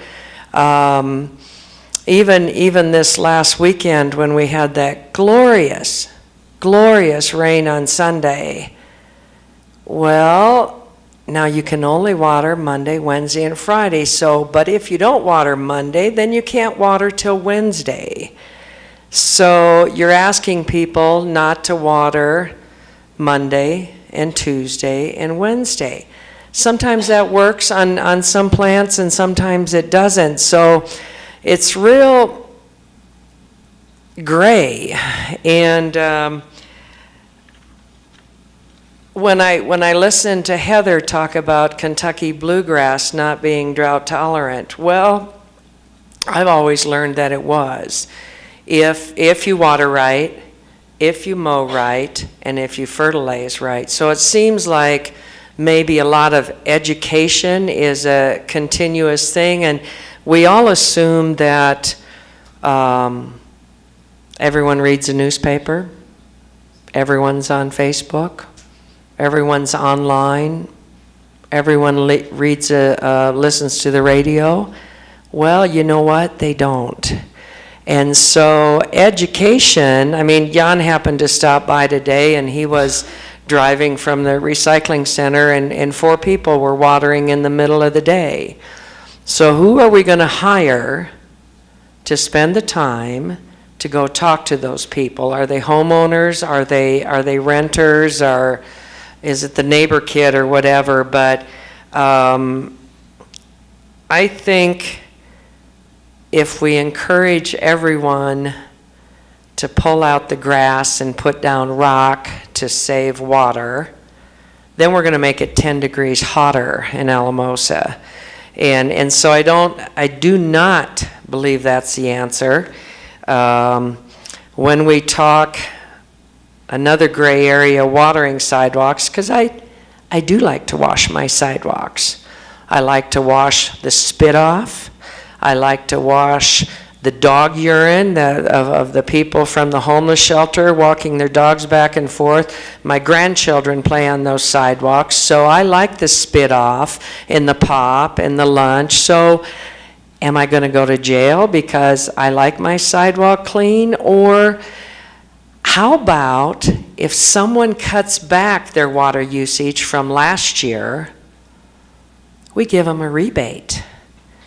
How about you encourage people to say, wow, and I don't have any idea of the numbers. You used 10,000 gallons last year, the month of June, but you kept a nice lawn and you only used 8,000 gallons this year, so we're going to give you $3 back on your water bill for next month. And that way, maybe it's a competition, maybe it's something that people will pay more attention to over doing a mandatory watering schedule that you probably won't be able to enforce with the people. We have police who need to do more valuable things than give a ticket for writing or watering the lawn on the wrong day because they forgot and their grass was dying. So I would encourage you to really look at it a lot closer and maybe not do what every other town is doing, but do what's good for Alamosa, which will take more time, but voluntary right now isn't going to cut it. And to be honest, I hardly know what day it is. I work 7 days a week, and I water when I need to.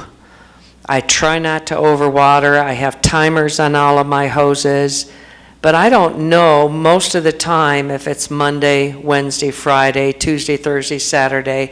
I water it when my grass is dry and I see a dry spot.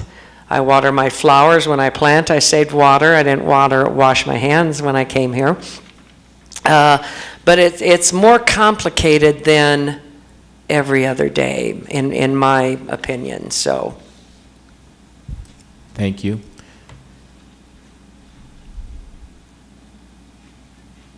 Yes, please.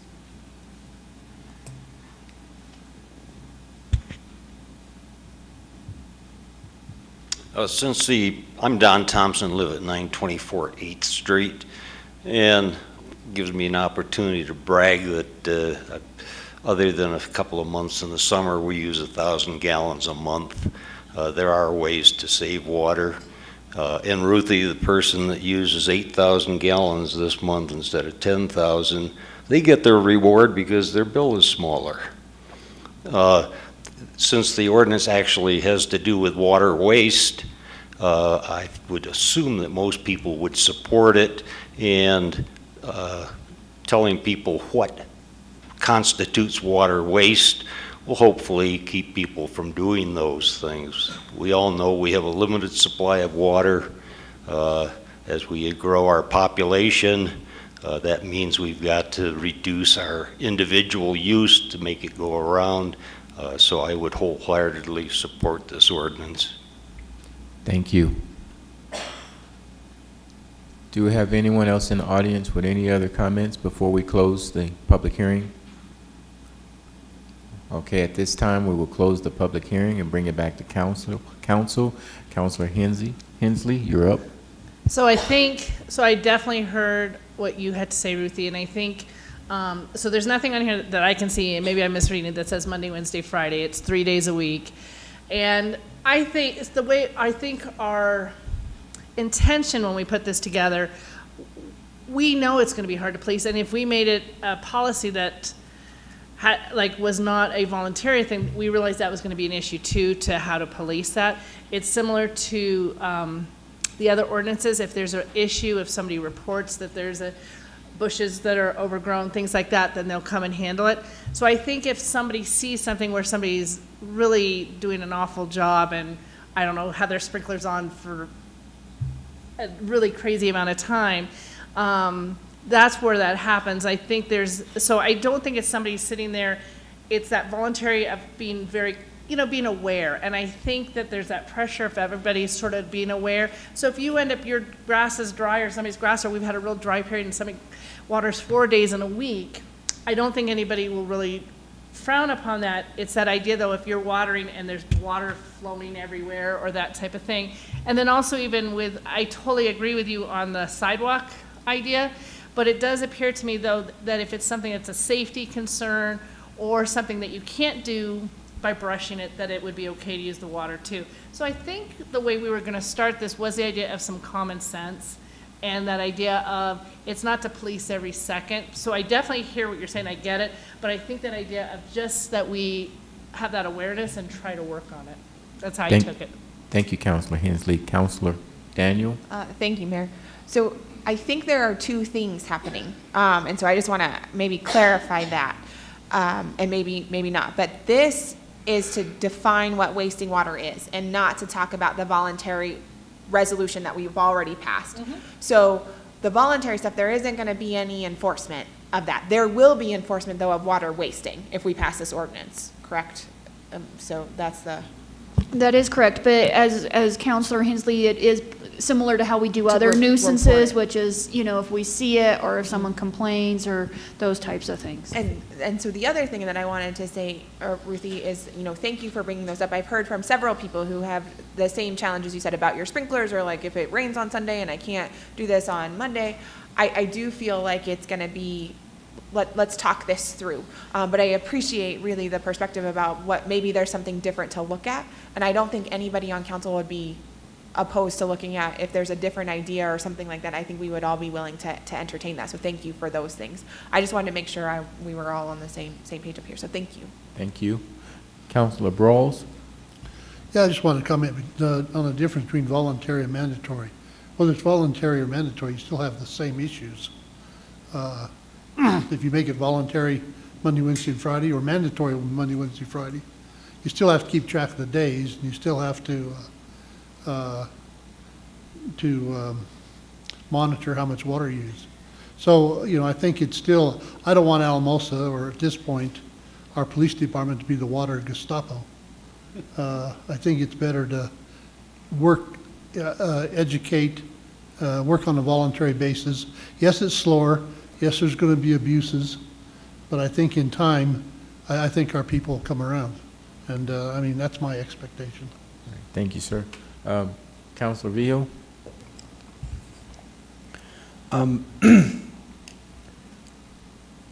So I have a lot of questions, and I guess my first one is this: it goes a lot with the water wasting. When we drive around town, and if I see folks watering their grass in the middle of the day, is that okay?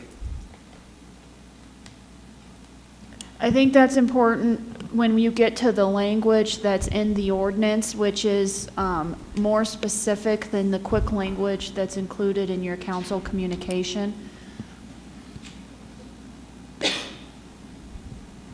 So it talks about watering with spray irrigation between the hours of 10 a.m. to 6 p.m. So if we're seeing that, what we would probably do is to let them, we'll do some education with them.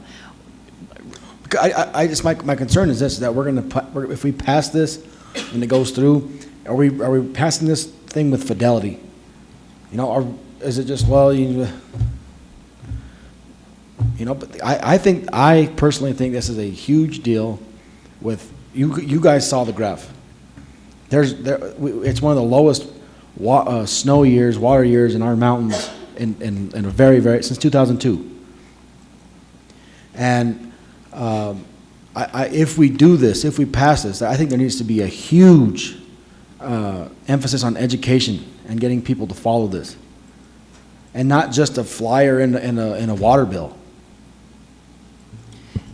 So I feel like we're just well, let's see what happens and volunteer through the next couple months. And so, Counselor, I apologize that maybe I should have included more information during the presentation. This by no means precludes what the Water Smarts team is still going to continue to work on. And so, yes, we've mentioned that we are sending it out in the water bill, but we are going to look at other education. We're also looking at the website for plantings. We're going to look at other water incentives. It could be some of the ideas that Ruthie's brought up. There's potentially other ideas out there as well. So this is not intended to be the end all. That's not even intended to be a majority of what needs to be done. It's just as we were doing the resolution as directed by council to look at what other communities, we realized we did not have a definition for what wasting water was. So it was simply to address not having a definition for that. And if I could, Councilor Vigil, I think your question sheds a lot of light on the value of this ordinance, because right now we have an ordinance that says you may not waste water. That's what it says. That's the extent of it. And so your question, if I'm driving around and I see someone watering with sprinkler irrigation between 1 p.m. and 4 p.m., is that wasting water? I don't know. Is that a problem under our existing ordinance? I don't know. You're not allowed to waste. What's waste? So I'm sure Heather Dutton, let me not put words in her mouth. I would say that that's wasting water. Me too. You would say that as well, but can the police officers or the code enforcement officers enforce that as wasting of water? I don't think so. So then why do we have in here no watering between 10 and 6 p.m.? Because we think that it is wasteful to do that, and so we're defining what wasteful is. Right now, there's no definition. Right now, we just say you can't waste water. That's what our ordinance currently says. I understand that. Now our ordinance will say, if this is passed, you can't waste water, and here's what constitutes wasting of water. One of the things is watering between 10 a.m. and 6 p.m. You can't do that. That's wasting, unless you're under one of these 4 exceptions. Okay, so then we see that, and then what do? We just go talk to the folks and say, hey, can you turn it off, or? Well, you know, I think that's some direction that council needs to give to the police department, and Chief Oakes could speak to how he addresses that, but as Councilor Hensley was saying, we treat that the same way we treat any other nuisance violation, unless I suppose you guys could give direction saying, hey, Chief, we really want you to hammer people. Councilor Grego? Thank you, Eric, for your response and Can I clarification. just, so when we handle nuisance, usually we try to do customer service. And so that's why the attorney is saying, if you want us to do something differently, then you need to tell us. Because usually we would do a warning, a discussion, and then if the behavior continues, then it would escalate. But I'm also going to tell you that depending on how aggressive you want to be with this, we would need to evaluate if we have the personnel, because this is something where we've got our nuisance officers doing weeds and signs and nuisance properties and all these other things that always tend to be in the same season as what watering's going to be. And so is this something we also look at when we have our crews out doing the water meters, having them check as well, and those types of things. So, you know, some council direction on how aggressive you want us to be, or if you want us to handle it like we handle other nuisance, would be good. And then my last issue is one of our biggest partners, Adams State. We hear numerous complaints about how they water excessively. They water sidewalks, they water during the middle of the day, they water during a big storm. I think we have to put pressure on them. And that's how I feel. And if we as a council need to meet with them, if Heather needs to meet with them, I think that needs to get done. Thank you, Councilor Rio. Councilor Grego? Councilor Rio, Councilor Daniel? I don't think we need to put pressure on them. Maybe we need to communicate with them in some way and have them join us in this effort of conserving water. But on another point, are you done? On another point, I like the idea of recognizing people for conserving water, and this deal of maybe some kind of a rebate or some kind of incentive. Sometimes if you give something, you get something in return, and I think it's a good idea to recognize people. If you've saved 2,000-3,000 gallons of water, it should be worth something to be recognized in some way. You know, I don't know how difficult it would be for our finance department. I don't want to open up a can of worms for her, but I'm saying sometimes that you get people's attention by recognizing them for doing something good, and I think that's a good idea that maybe we should maybe give some further thought or research into it. Okay, Heather, and then Councilor Daniel. So I want to reiterate that this ordinance is not about everything the city's doing in regards to water conservation. So our Water Smarts team has been tasked with not only looking at the city property and what we can do we want grass, do we want something else, water smart plants, all of that. The other task is to take a look at education, making it easier for people to understand what to plant, how to plant it, drip irrigation, all of those types of things. And then it was also to look at incentive programs. So is there ways we can create incentives for people to conserve water? Ruthie's one idea of probably a lot that are out there that the team plans to research in order to look at what's working, what's legal, what our software system can do, all of those types of things. And so I appreciate the ideas out there, but it's a little off kilter of what is before you in regards to right now. It says do not waste water, and there's no definition in the ordinance of what constitutes wasting water. Thank you. Councilor Daniel? I just wanted to say at the tree board today, the Adams State watering actually came up in the tree board. And Kevin was there and he talked about how many sprinkler systems they have, the timers, and what they're trying to do already to reduce some of that. So they do have efforts going in place. And so I just wanted to say that that actually came up at noon today. And so I was pleased to hear that they're trying some different things. He knows it's not perfect yet, but they're working on it. And so I thought like that was a positive thing. So I just wanted to let you know that so we could tell our constituencies that too. Okay, thank you, Councilor Daniel, for the update. Okay, Council. Can I say one more thing? Sorry. Well, we've already closed the public hearing, and so we're not allowed to have any other comments at this time. Okay, Council?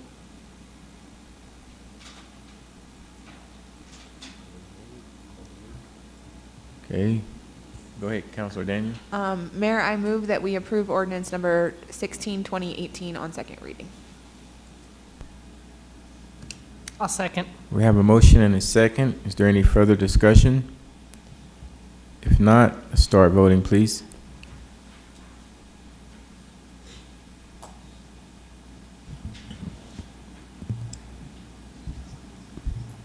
The Okay, Ms. motion Holly. carried unanimously. Thank you. The next item, item C. Is that going to be Heather or Holly or Eric? That'll be Eric. Okay, Eric. Council, this is a second reading and public hearing on ordinance 15-2018 to allow further modification of the limited placement of signs in public rights-of-way in residential areas during election seasons.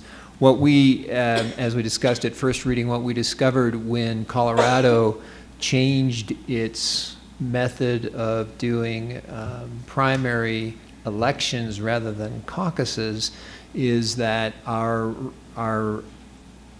way to address allowing the historical practice of putting signs in that strip between the sidewalk and the street in residential areas, the way that we allowed that, which allowed that to happen during what we'd call election season, September 1 to November 15, did not allow for that to happen in a similar election season for primary election season. So this change allows for that to happen. And then, as we discussed at first reading, the council was interested in working in a couple of other changes to that aspect of the ordinance, one of which was to allow for, I guess what I might call a carve-out that allows for signs to be placed on 3 specific city properties where they have historically been. Am I not there? No,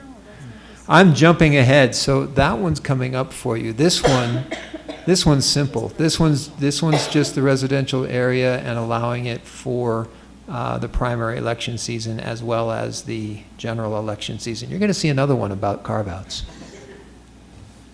There's too many signs going on. Okay. So, council, what are your wishes? Oh, I'm sorry, public hearing. Sorry about that. Okay, at this time, I'll open it up for a public hearing. If anyone has any comments, please come up to the podium. Okay. At this time, we will end the public hearing. Okay, council, Councilor Hensley, and then Councilor Daniel, and then Councilor Grego. So unless there's any further discussion, I go ahead and move that we approve ordinance number 15-2018 on second reading. I second. Okay, we have a motion and a second. Is there any further discussion? Yeah, that went pretty fast. I still don't, it seems like every election this comes up and we discuss it and you know, it's just a period of time where I think it should be allowed to express the democracy, to put up your signs of freedom of speech. And yet here we are, I don't know if we're doing it because certain people are running or certain people aren't running, or I think we should just, like we have in the past, is just let it happen and make sure that they pick up those signs and move on, you know. But to put stricter and stricter ordinances to stop people from going out there and participating in democracy, I think is wrong. And the more, it seems like every year we do more and more, and that only, what it does is it kind of just regulates certain people to only be shown out there, you know. So I disagree with this whole thing. And I just want to clarify for council, this is actually loosening it. So right now, it's not allowed in the right-of-way for residential areas, and what this is doing is allowing it in residential right-of-ways. Well, just the whole thought of discussing it every year, every time we have an election is, well, you know, it's crazy. Okay. We have a motion and a second. Start voting, please.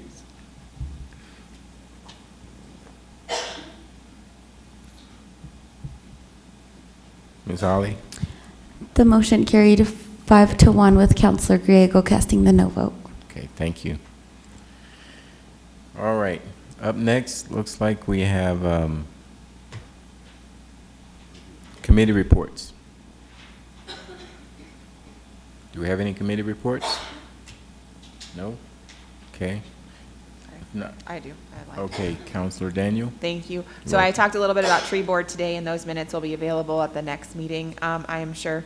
But I am attending the Mountain Connect Broadband Conference next week, and very excited about the information I'll be able to bring back to council for that. Thank you. Have safe travels. Okay, there are no further, I can't see your mic. Okay, if we have no further staff committee reports, we'll go to staff announcement. Thank you, Mayor. Wanted to do a quick reminder on some meetings that are coming up between now and your next meeting. We do have a work session scheduled for you next week. It's a combination work session special meeting. The work session will be able to discuss some ideas that staff has related to bicycles on sidewalks. You've had some residents express some concerns about where that's allowed, not allowed, have we taken a look at it, those types of things. And so we'll have some maps, some ideas, and hopefully be able to get through that in an orderly manner. Additionally, in order to try to reduce the length of your meetings, we are putting some of your executive sessions on that same night. So that's the purpose of the special meeting, so we can get those moved off and start getting them off some of your regular meetings. On the week of June 19th through the 24th, we have the Alamosa Roundup, which is always an amazing community event. Unfortunately, for some of us, for a chunk of that, we will be at the Colorado Municipal League. I think since I've been here, there's only been 1 year that those did not overlap. But we wish the Honeycutts a really successful year with the rodeo, and we know the community will enjoy it. We have a good group traveling to the Colorado Municipal League. I think it's a very positive experience for council and staff. It's an opportunity to learn what is going on in other communities, what's working, what's not. And as indicated tonight, sometimes we really bring something back that's going to really change our community, such as the LEAD program. June 27th then is when your next meeting is. And so because of the Colorado Municipal League, we moved your regular scheduled one to the June 27th. And so you will have a work session, which will be your other half of the outside funding agencies, as well as just a city council meeting with, we're looking at maybe 2 hours of items of workload on that. So we're working on that. And then just again, as a reminder, we do have the Kaboom Build Day, which is June 30th. The planning group for that is doing an awesome job. I think they started sending the link out, and within 24 hours had over maybe 30 people signed up. So there's a lot of excitement in the community, and it's just an amazing project. And so a shout out for that. I also wanted to let council know that the planning group for the SLV Economic Summit is working on trying to pull together an agenda with speakers that will pull from the whole valley of what would be of interest for economic development. We are planning to hold that on August 6th. And then last week, we spent an entire day with the firm that was hired to help us with our downtown plan and preliminary engineering. We met with them to go over kind of time frame, expectations, how long this will take.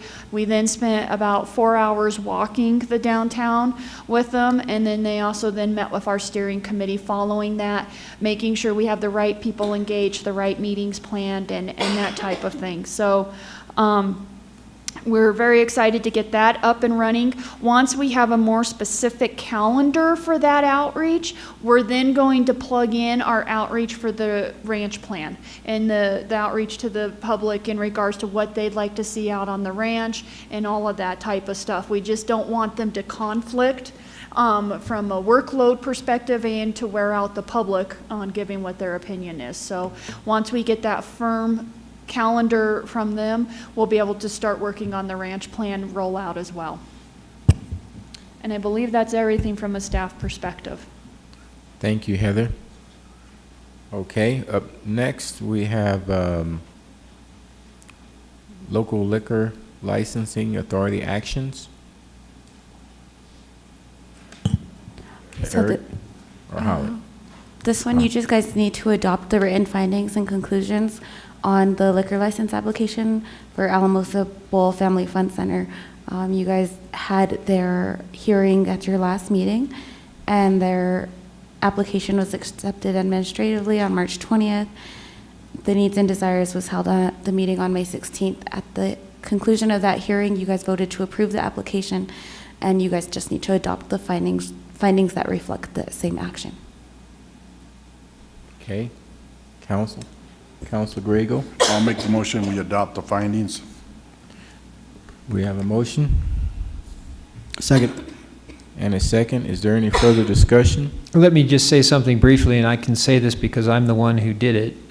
There is a typographical error referring to 204 4th Street rather than 204 Victoria Avenue on page 3 in the findings, so we'll get that corrected before it gets signed. Okay, thank you. We have a motion and a second. Is there any further discussion? Councilor Daniel? Thank you. Eric, because I was not able to vote in the last hearing, am I allowed to vote in this one? No, you've recused yourself Okay, from this that's what I thought. consideration. Thank you. Okay. All right, all ready? Okay, start voting.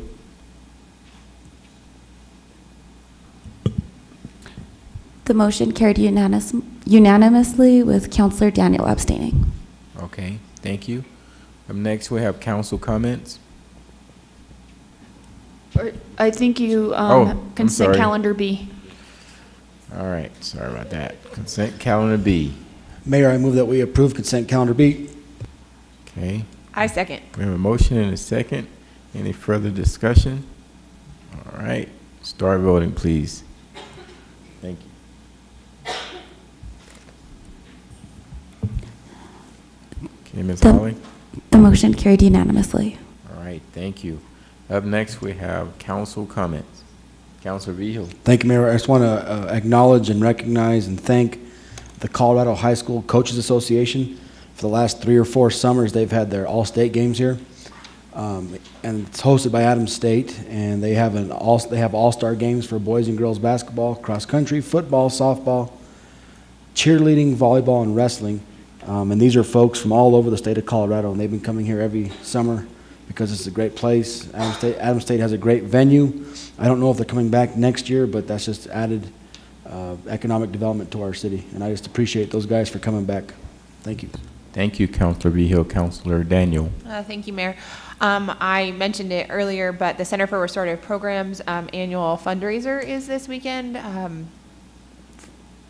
Vintage Wine, Fresh Voices. I don't want to say it backwards. And so if we can get to go, I have tickets. I have 16 seats through something else. So if you did not already get your ticket and you'd like to attend, let me know. I'd be happy to share our tickets. Okay. All right. I have just 2. First, I would like to thank Eric and Heather. Last week, I believe, it was in the Denver publication about the lawsuit that we joined in regards to the opiates. And I would like to thank you for your professionalism in handling the media coverage as those calls came in. So thank you so much. And then the other part, I would like to thank the staff, the entire staff, because I saw a lot of staff members out at the Summerfest event this weekend, from Parks and Recs, Police Department, Fire Department. I saw just about everybody, so I just have to say everybody. Public Works, IT, everybody had something to do with the success that we had this weekend. And thank you all for that, and thank you for the community for coming out there and supporting that successful event. Okay, looks like that's it. And so we are about to go into executive session. Mayor, I move that we move into executive session pursuant to CRS 24-6-402 4F, evaluation of city clerk 1.5, as well as executive session pursuant to CRS 4-6-402 4F for personnel matters evaluation of the city manager 1.5. I'll second. We have a motion and a second. Any further discussion? If not, start voting, please.